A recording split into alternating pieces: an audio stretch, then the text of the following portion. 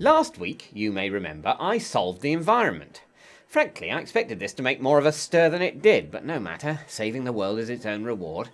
However, someone did point out that in order for my brilliant environment-saving policy to work, we will first have to convince everyone that it needs saving. This is true, but I've always found it rather baffling that it's true. Surely, if the people who doubt the existence or extent of man-made climate change are reasonable and intelligent people, they would have to agree the onus is on them to prove it's not worth doing something about, just in case. I mean, don't get me wrong, I believe it's been proved. Every scientific body of national or international standing either agrees with or is neutral towards the Intergovernmental Panel on Climate Change's consensus that climate change exists. I mean, everyone. No one disagrees. Not one single reputable bunch of scientists. And by scientists, I mean people who have the expertise and have taken an interest. I don't mean do-gooding liberal stooges. Do you know who the last group to convert were? The American Association of Petroleum Geologists. When even those guys admit it might be happening, and it might be us doing it, it seems pretty clear. But okay, maybe they're all wrong. Maybe everyone who's qualified to look at it who's looked at it is wrong. Seems an odd opinion to have, but it's not impossible.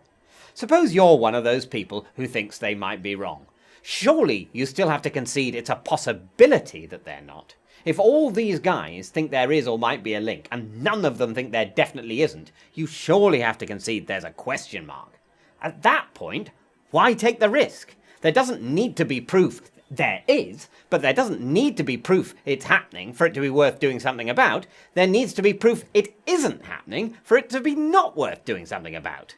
You don't say, I know you smell smoke and we're having difficulty breathing and it's hot in here and your theory is the roof is on fire, but until I have proof, I'm not going to extinguish my cigar. If a shop thinks it has inadvertently sold a product which might in unusual circumstances lead to a 0.1% chance of killing a child, it immediately recalls it. And if you're a parent that bought this product, you take it back. You don't say, well, there's no actual proof this could kill a child. It hasn't done yet. And even if it could, a 0.1% chance is 1 in 10,000. Those are very long odds. And it's a lovely colour, I'll keep it. That would not, in fact, be a ridiculous thing to say, but no one says it.